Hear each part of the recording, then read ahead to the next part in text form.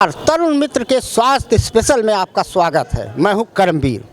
आज हम आए हैं लखनऊ के सबसे वीवीआईपी समझे जाने वाले सिविल अस्पताल डॉक्टर श्यामा प्रसाद मुखर्जी हजरतगंज में। जी हाँ, जिसे अब अटल चौक भी कहा जाता है। सिविल अस्पताल वो अस्पताल है जब विधानसभा चलती है या यहाँ से राजभवन की दूरी महज कुछ मीटर है या मुख्यमंत्री आवास यहाँ से मुश्किल से 150 से 200 मीटर की दूरी पर होगा और यहाँ पर ऊपर के तल पर 5 कमरे आरक्षित रहते हैं हमेशा माननीय राज्यपाल के लिए, मुख्यमंत्री के लिए और उन वीवीआईपीज़ के लिए जो आसपास रहते हैं, क्योंकि सिविल अस्पताल के आसपास ही सारे मंत्री आवास, विधायक निवास हैं और सबसे ज़्यादा मरीज भी यहीं पर आते हैं। राजधानी लखनऊ ही नहीं, लखीमपुर, सीतापुर, बलरामपुर, गोंडा, बहराइच तमाम ज़िलों के लोग आते हैं और माना जाता है ये बहुत अच्छा अस्पताल है। यहाँ के डॉक्टर भी बहुत स्पेशल माने जाते हैं। लेकिन जब आज हम यहाँ पर आए और हमने यहाँ का जायज़ा लिया तो कई हैरान और परेशान करने वाली चीज़ें निकली।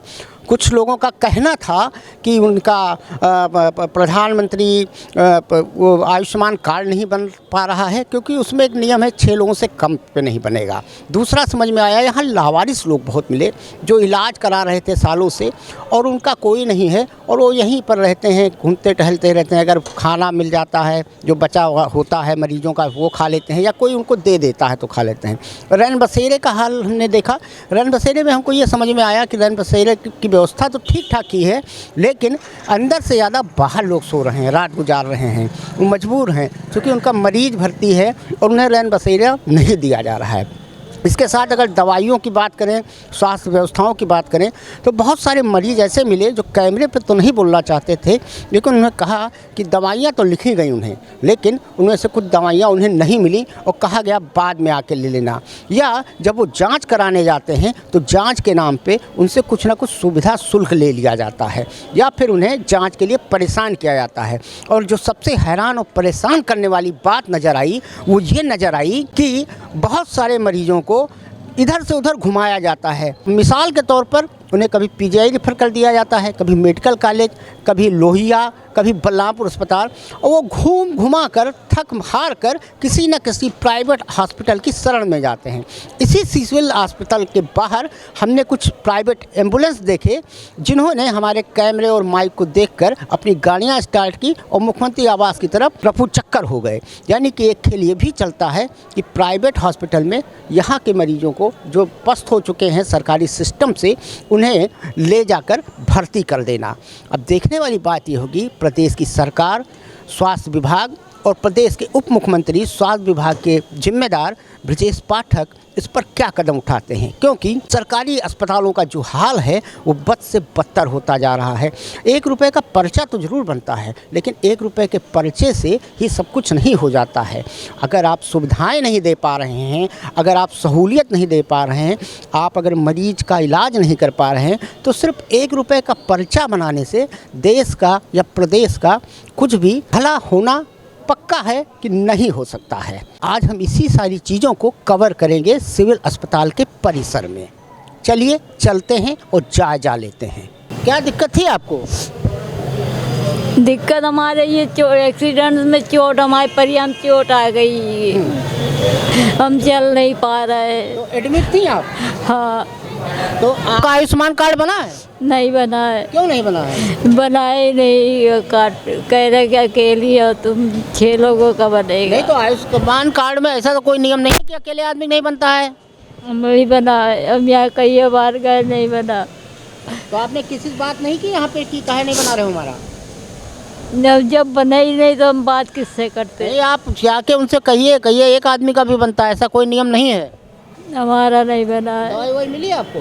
हाँ, दवाई तो मिलती है, दवाई हम करा ही रहे तो मिलती दवाई। जैसा कि आपने देखा कि भारत सरकार बार बार कहती है, दावा करती है कि आयुष्मान कार्ड हर गरीब आदमी का बनेगा और उसे 5 लाख तक का मुफ्त इलाज दिया जाएगा।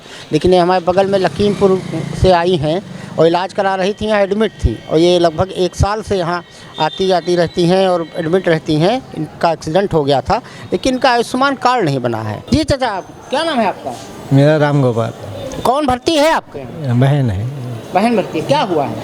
पैर टूट गया, बेड से गिर गई तो खाली ईंटा लगा हुआ है। हाँ, प्लास्टर ऑपरेशन होके प्लास्टर हुआ। कितने दिन से एडमिट है? आज हो गए 8 दिन। 8 दिन हो गया। तो आप कहाँ फिर रात में कहाँ सोते होते हैं? ऐसे ही साहब कहे काट देते इधर यहाँ तो रैन बसेरा बना हुआ है, वहाँ कहीं नहीं सोते हैं? मालूम नहीं है, पहली बात यहाँ कोई ज़रूरत पड़े इसलिए थोड़ा हाँ, तो ठंडक तो बहुत हो रही है रात को, तो बड़ा दिक्कत होती होगी। ठंडक तो हो अब रही। दवाई वाई कैसा है, इलाज पानी कैसा नहीं, चलता है? बढ़िया बढ़िया हो रहा है सर। खाना वाना पेशेंट को हाँ, मिलता है? खाना भी मिल जाता है। और आपका खाना कैसे होता है? हम बाहर से खा लेते हैं। तो जांच वाच में डॉक्टर ने तो कोई परेशान नहीं किया? नहीं, रिपोर्ट कायदे से टाइम से मिल गई? हाँ, सब हो गया। आयुष्मान कार्ड बना है? नहीं साहब, आसमान नहीं काहे नहीं बनवाए थे? सर। 6 लोगों का बंदा था, हम 5 ही लोग थे।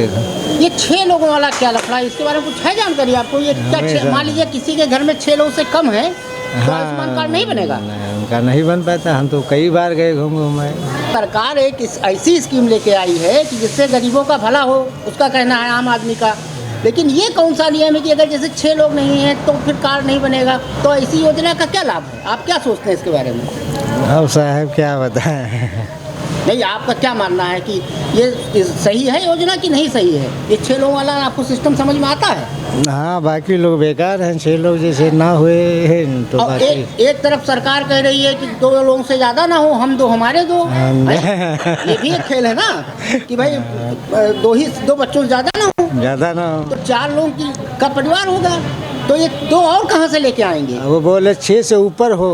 6 से ऊपर हो? और हो तो बन जाएगा, 6 से नीचे नहीं अच्छा, बनेगा। मोहन भागवत जी वाला स्कीम है देवकी नंदन जी वाला, जो बता रहे हैं कि हिंदू जो है ज़्यादा लड़के पैदा करें, तो मतलब 6 से ज़्यादा होना चाहिए, 4 में काम नहीं बनना है। और मान लीजिए पति पत्नी ही खाली हैं और उनके बच्चे नहीं हुए, तब फिर क्या होगा? उनका कैसे बन पाएगा फिर? तो ये योजना आपकी समझ में आई, आयुष्मान कार्ड वाली?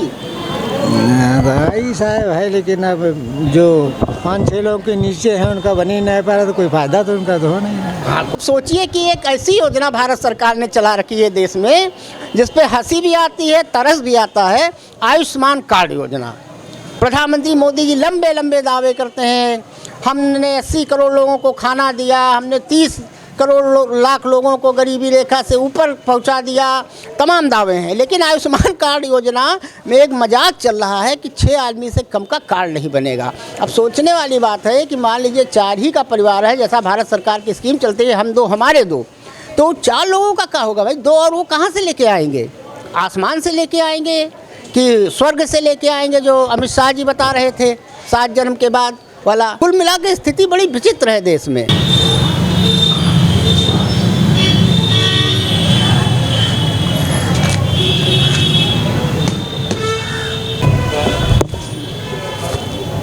आखिरी दिन है 31 दिसंबर। जी हाँ, राजधानी लखनऊ में ठंड का प्रकोप शुरू हो चुका है बीते 2 दिनों से।